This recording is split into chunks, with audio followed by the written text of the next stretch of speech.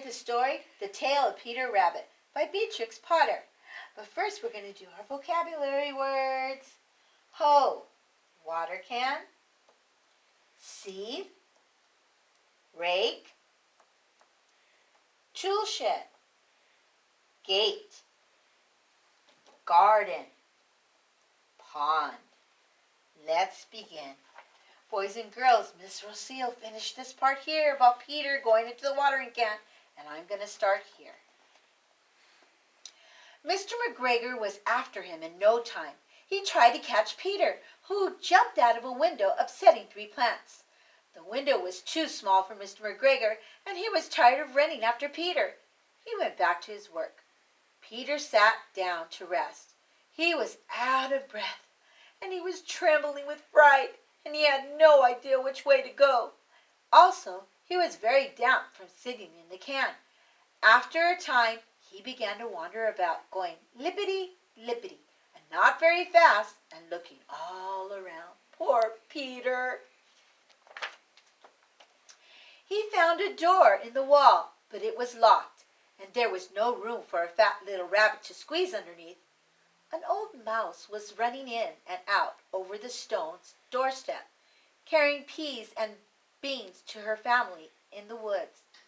Peter asked her the way to the gate, but she had such a large pea in her mouth that she could not answer. She could only shake her head at him. Peter began to cry. Oh, he's crying. Then he tried to find his way straight across the garden, but he became more and more puzzled. Presently, he came to a pond, and a white cat was staring at some goldfish. She sat very, very still, but now and then the tip of her tail would twitch, as if it were alive. Peter thought, it's best to go away without speaking to her. He had heard about cats from his cousin, little Benjamin Bunny. No, Peter, don't talk to that cat. I wonder what's going to happen now. He went back towards the tool shed, but suddenly, quite close to him, he heard the noise of a hoe. Scritch, scratch, scratch, scritch. Peter scuttered underneath the bushes, but soon as nothing happened, he came out and climbed upon a wheelbarrow and peeped over. The first thing he saw was Mr. McGregor hoeing onions. His back was turned towards Peter, and beyond him was the gate. Oh, Peter, he found the gate, boys and girls. What do you think he's going to do? Peter got down very quietly off the wheelbarrow, and he started running as fast as he could go. A long, straight walk behind some blackberry bushes. Mr. McGregor caught sight of him at the corner, but Peter did not care. He slipped underneath the gate, and he was safe at last in the woods outside in the garden. Mr. McGregor hung up the little jacket and the shoes as a scarecrow to frighten the blackbirds. Oh no, poor Peter, he lost his things. Peter never stopped running or looking behind him until he got home to his big fir tree.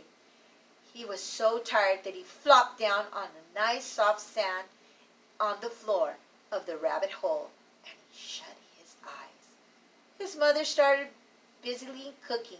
She wondered what he had done with his clothes. It was the second little jacket and pairs of shoes that Peter had lost in 2 weeks. Oh, Peter, you're losing all your clothes and your shoes. That evening, Peter was not very well.